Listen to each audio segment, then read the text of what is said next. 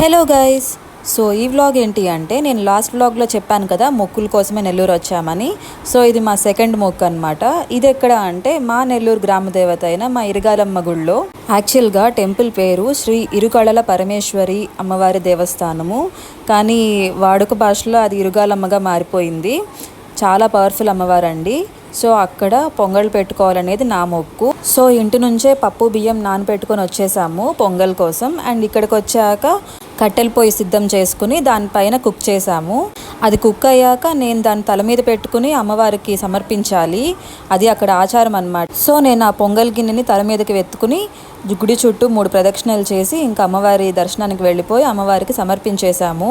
దర్శనం అయితే చాలా బాగా జరిగిందండి. చాలా ప్రశాంతంగా అనిపిస్తుంది. సో బయటకు వచ్చాక అమ్మవారి ప్రసాదాన్ని అందరికీ పంచి ఆ తర్వాత మేము తిన్నాము. ఇదంతా నెల్లూరు వాళ్ళకి అర్థమవుతుంది, బట్ నాన్ లోకల్స్ కోసం చెప్పాను. Please to subscribe. బాయ్.